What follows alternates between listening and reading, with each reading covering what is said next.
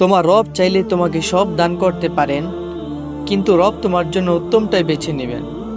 রবের কাছে একটা ভাঙ্গা হৃদয়, যেটা কিনা প্রতিদিন রাতের নিস্তব্ধতায় তাহাজ্জুদ পড়ে, তার রবের খুবই নিকটে আসে। আর প্রত্যেকের কান্না চাওয়া পাওয়া তিনি শোনেন। আল্লাহ জানেন তুমি কতটা যন্ত্রণায় আছো। তুমি যেখানে একা বসে বসে চিন্তা করো, রব সেখানেই পৌঁছে যায়। তোমাকে তিনি আগলে রাখেন, যেখানেই থাকো না কেন। তিনি এক মুহূর্তের জন্য তোমাকে চোখে হারান না। তোমার কষ্টগুলিকে তিনি অনুভব করেন, বুঝেন, কারণ তিনি তো তোমার আল্লাহ, তোমার রব। তুমি যদি তোমার কোনো প্রিয় মানুষকে হারাও কিংবা পাওয়ার জন্য অনুশোচনা করো, তবে রবের উপর তাওয়াক্কুল রাখো, কেন রবই তোমার সব প্রিয় জিনিস এনে দিতে পারেন।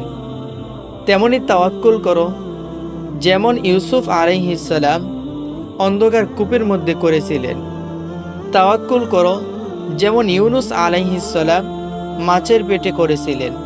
তাওয়াক্কুল করো, যেমন বিবি হাজেরা উত্তপ্ত মরুভূমিতে করেছিলেন। যেখানে মানুষ পৌঁছাতে পারে না, সেখানে আপনার দোয়াগুলি পৌঁছে যাবে। শুধু ক্ষমতার জন্য কোন থেকে ফায়াকুন পর্যন্ত প্রতিটি স্থানে পৌঁছে যায়।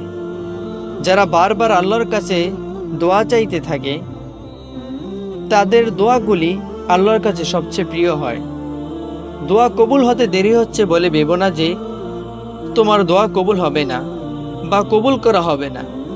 আল্লাহ তার বান্দাকে কখনোই খালি হাতে ফেরান না। আল্লাহর মুজিজা তোমাকে অবাক করে দিবে।